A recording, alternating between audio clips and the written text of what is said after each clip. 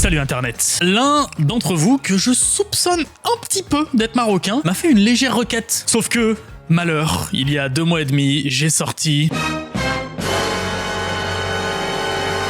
Autant vous dire que Riyad était pas très content. Alors toi, t'es un traître. Je t'ai envoyé 100 000 messages. Tu fais des faits sur le Maroc. Je vois une nouvelle vidéo, il y a 2 heures, 7 minutes de faits surprenants sur Alger. Ah là là là. Mais c'est pas grave, de toute façon, c'est nos frères. Mon cher Riyad, je m'adresse à toi. J'espère que t'es toujours abonné déjà. Cette vidéo t'est entièrement dédiée. 7 minutes de faits surprenants sur le Maroc, un pays dont je suis originaire. Et qu'est-ce qu'il nous raconte encore là? Il est guyanais, il est belge et puis maintenant il est marocain. Bon, je crois que j'en ai jamais parlé, mais oui, j'ai bien un grand-père venu pour la guerre directement du Maroc. Un de mes grands regrets étant de ne jamais l'avoir connu. Bref, c'est une vidéo importante pour moi. Générique.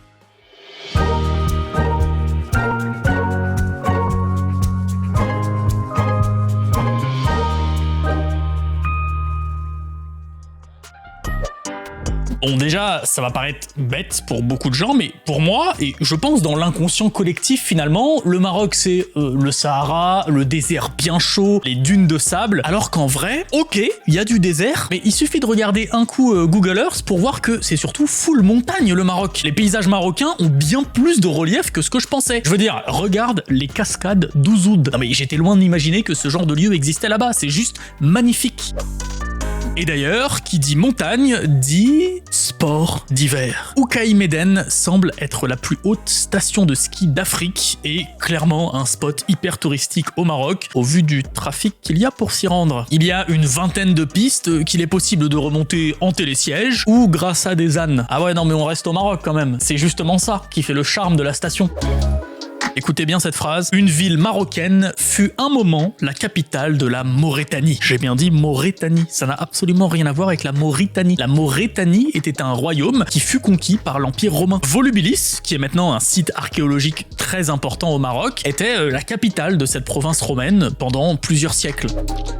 Le Dadès est un petit fleuve au sud-est du Maroc qui arrose notamment la vallée des roses. Cette vallée est connue pour les milliers de rosiers qui s'y trouvent et qui fleurissent 1 à 2 fois par an. Ils avaient été plantés à la base pour repousser les chèvres des récoltes et depuis, la production de cette variété de roses sauvages est transformée localement en eau de rose ou bien exportée à l'international chez plusieurs grands noms de l'industrie du parfum.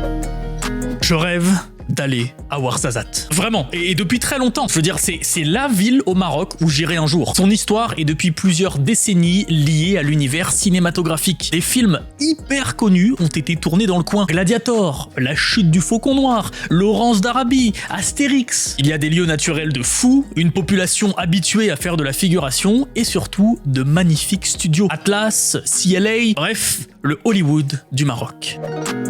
Le 20 décembre 1777, Mohamed III, roi de l'Empire chérifien, c'est l'ancien nom du Maroc, déclare que tous les navires battant pavillon américain ont le droit de mouiller dans les ports de son pays. Cette décision fait du Maroc le premier pays à reconnaître de facto l'indépendance des États-Unis.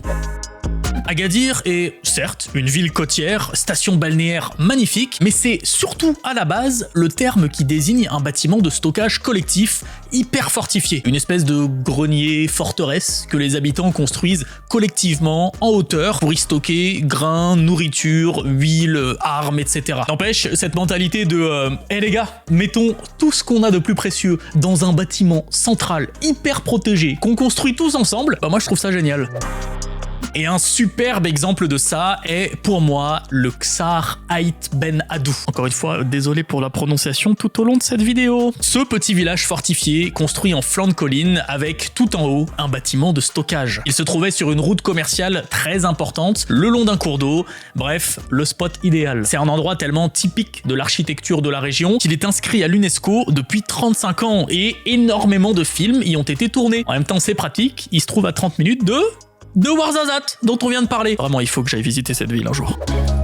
Et puisqu'on parle de villes somptueuses, le Maroc est connu pour ses villes arc-en-ciel. Marrakech a de somptueuses notes de rouge. On l'appelle d'ailleurs la ville rouge à cause de toute l'argile utilisée pour la construction des bâtiments. Après, je pense que la ville colorée la plus connue du pays reste Chefchaouen. Enfin, Chaouen pour les locaux. Toutes ces magnifiques photos, parfois un petit peu trop saturées, on va pas se mentir, proviennent de cette ville d'un peu plus de 40 000 habitants située au nord du pays. Il n'y a pas vraiment de consensus sur le pourquoi du comment elle est bleue. Il semblerait que ce bleu serait à la base l'œuvre des communautés juives de la ville, mais de nos jours, c'est évident que le côté touristique permet de faire perdurer la tradition. Et évidemment, on a Casablanca, la ville blanche. Je lui consacre un fait à part parce que j'adore l'histoire de son nom. Jadis, cet endroit s'appelait Anfa. Au XVe siècle, sous prétexte que des pirates s'y trouvaient, les Portugais rasèrent la ville qui resta inhabitée pendant quelques siècles. La légende raconte que seule une petite maison blanche tenait encore debout. Les marins espagnols qui passaient souvent devant auraient donc baptisé l'endroit la Maison Blanche, la Casa Blanca. Et ça serait resté. Le Maroc n'est qu'à 15 petits kilomètres de l'Europe. Ça paraît fou, mais ouais, au plus proche du détroit de Gibraltar, on peut voir le Maroc depuis l'Espagne. Les gars, imaginez, au XVIIIe siècle, là, pendant toutes ces guerres mêlant français, espagnol, anglais, ces centaines de navires de guerre qui devaient passer par ce tout petit détroit. Ceci est un arganier, espèce endémique du Maroc. C'est l'un des arbres les plus abondants du pays, dont les fruits sont utilisés depuis la nuit des temps. En plus, cet arbre est considéré comme le meilleur rempart vert à la désertification du pays. Que ça soit hors sol, son ombre permet de garder de la fraîcheur qui est plus que nécessaire, mais son système racinaire réduit également l'érosion des sols. À part une petite population de l'arganier en Algérie, le Maroc est donc, et vraiment de très très loin, le plus grand producteur et exportateur d'huile d'argan, extrait de ses fruits. Tous les autres pays qui en font ont dû importer ces arbres.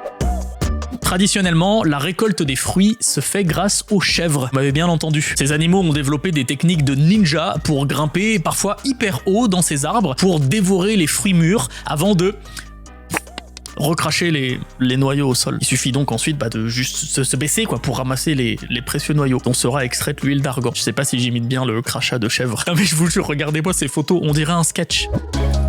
L'huile d'argan n'est pas la seule industrie où le Maroc lead le reste du monde. C'est également le plus grand exportateur de conserves de sardines. Et quand on regarde une carte, ça paraît évident. Le Maroc est étendu le long de l'océan Atlantique et de la Méditerranée. Donc c'est normal que 91% des sardines utilisées dans l'industrie sont pêchées là-bas. Ça représente des centaines de milliers de tonnes chaque année.